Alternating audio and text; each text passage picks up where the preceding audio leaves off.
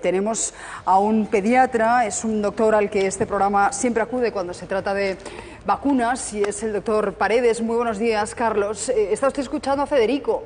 ¿Qué le respondería a él y a otros padres que temen vacunar a sus hijos por estas consecuencias que estamos contando? Bueno, en principio, aunque luego haré unas pequeñas correcciones referente al calendario de las dosis que habéis comentado, pero aquí, referente a lo que estáis tratando en este momento, decir que las vacunas son el único medicamento que menos complicaciones tiene. Es decir, las hay algunas reacciones vacunales, pero evidentemente no tienen comparación con todo el grupo de medicamentos. Y esto está comprobado estadísticamente. En este momento, cuando millones de vacunas se están poniendo al día, millones de vacunas que están salvando a su vez millones de vidas de los niños, pues hablar de efectos secundarios los hay, pero indudablemente no tienen nada que ver con los que pueden producir un antibiótico, por ejemplo, o cualquier otro producto. Yo quería resaltar que por lo que se ha dicho antes de los adultos, el calendario vacunal, como bien se ha expresado, es 2, 4, 6 meses, luego otra dosis entre los 15 y 18 meses, luego la otra dosis que ya es a los 6 años, no a los 4, es a los 6 años, y luego por último la vacuna no es a los 14 sino de 11 a 12 años según el calendario del 2015, de 11 a 12 años. Y llegado este momento, los pediatras aconsejamos una vacunación cada 10 años, pensando en los adultos, porque claro, a medida que uno se va haciendo mayor, el efecto de la inmunidad va disminuyendo. Claro. Por eso las vacunas, la enfermedad, la difteria, puede aparecer más en los adultos y sobre todo a medida que uno supera los 50, 60 años. Pero doctor, si esto usted conoce muchos casos de adultos que más allá de los 40 años, 50 años, se den una dosis de recuerdo. Vamos a ver, sí, yo conozco bastantes casos que han sido niños y han seguido el consejo del calendario vacunal del adulto, porque existe también un calendario vacunal del adulto, y se siguen poniendo la vacuna del tétanos con la difteria, porque va unida tétanos y difteria, se la están poniendo cada 10 años. Porque si no, fíjese que lo que antes hablaba el secretario de Sanidad, que estaba escuchando, yo que he vivido, por desgracia, casos, porque no había la vacuna, casos en mi hospital de difteria. Luego, cuando la ruptura del muro de Berlín y la unión de las dos Alemanias fueron los últimos casos de difteria que hubo en Europa Occidental. Y al mismo tiempo, recordar que en Rusia, de donde se ha sacado el suero, también existen bastantes casos, precisamente porque bueno, en el año 95, al ser tan amplia, existen zonas... 96 hubo un brote muy grave en los países de la antigua Unión Soviética, afectó a 150.000 personas de 15 países y murieron 5.000. De ahí que ahí tengan reservas. Sí que es cierto, es que... Sí, es que la enfermedad es muy grave, es decir, el miocardio, supongo que este niño saldrá todo bien, pero las miocarditis que se producen como consecuencia de las complicaciones de esta enfermedad o la polineuritis pueden acabar con la vida de un niño. Por lo tanto, esperemos que la antitoxina y los antibióticos que se estarán poniendo sean... Sí, dígame. Se habla de una posibilidad de muerte sobre un 10-15%, ¿estaríamos dando un buen dato ahí? Sí. Más o menos. Así todo, Federico Sánchez, que está al teléfono, pero es que todo depende. ¿Qué complicado es que se te haya ido un hijo por culpa de una vacuna y lógicamente al siguiente pues tienes miedo de vacunar? Eso es humano, eso es normal. Habla de una vacuna que tenía una concentración superior de una sustancia Federico, química. Está hablando de algo todas formas, la vacuna...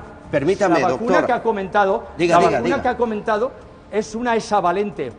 Es que es una vacuna hexavalente, o sea que tiene muchos componentes. 6 componentes. Aparte, es decir, que allí tiene 6 componentes: difteria, tétanos, tosferina, polio, hemófilos influencia y hepatitis B. Claro. Son 6 componentes y por lo tanto tendríamos que saber a qué ha sido el efecto. Claro. Ese caso tendría que estudiarse mucho más a la hora de podernos definir. Dice que en privado los médicos le dijeron que posiblemente era consecuencia de la vacuna. Y yo me pregunto, doctor, antes de administrar las vacunas, ¿hace algún tipo de prueba? ¿Se mira a ver si puede tener esos efectos secundarios?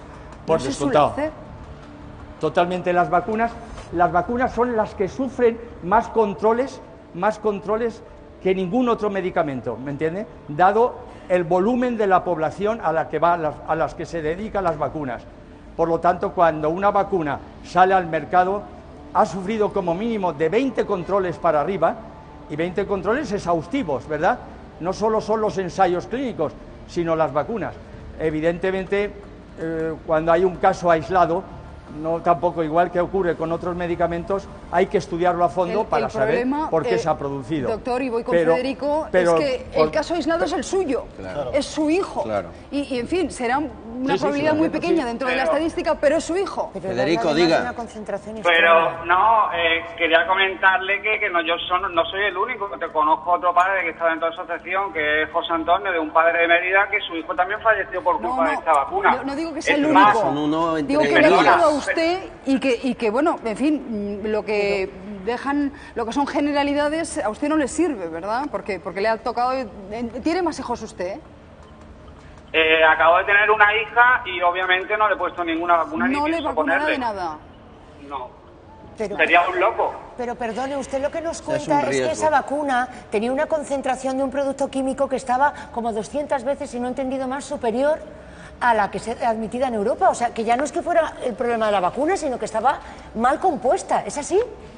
Bueno, pero es que, como dice el pediatra, esos controles exhaustivos, si hubiera tantos controles exhaustivos, ¿por qué hay tantas niñas afectadas por el virus del papiloma humano? Hablar con Alicia Capilla de la asociación, bueno, que toda esta información debería de sacarla. Es que parece ser Federico, que las vacunas son perfectas y realmente no son tan perfectas porque hay muchísimas niñas afectadas por culpa del virus del papiloma humano. Gracias por contarnos su caso, Federico, pero yo sí que quiero, lo digo, doctor, por cerrar este asunto, luego volveremos a Lot y nos ocuparemos del caso concreto de este niño afectado de difteria. Sí que quiero enviar un mensaje de tranquilidad y sobre todo de responsabilidad, doctor. Lo dejo en sus manos. Sí. Mire, yo opino igual que el secretario referente a que los hijos en primer lugar no son propiedad de los padres y los hijos tienen unos derechos que a veces no se respetan, como es el caso de derecho a vacunarse, para no padecer determinadas inferiores. No puede ser que en este momento, por no vacunar, existan casos de polio en Estados Unidos porque la secta de los Amis se ha negado a vacunar. O no puede ser que en Euro Disney entraran este diciembre muchos niños que padecieron el sarampión por culpa de un grupo de niños que no estaban vacunados. Y hubo que vacunar, bajo la opinión de un juez, bajo el dictamen de un juez, hubo que vacunar a todos los niños que habían tenido contacto con este niño. De esto podríamos hablar muchos casos de enfermedades. Pues, doctor... Lo de que en el caso del papiloma, la vacuna del papiloma, no ha sido así porque no han sido muchos casos del papiloma, por la vacuna del papiloma. Doctor, las niñas que primero tuvieron esa reacción... Sí. No, digo, tendremos oportunidad de hablar del papiloma. No quiero tampoco ahora descentrar el asunto, vamos a centrarnos en la...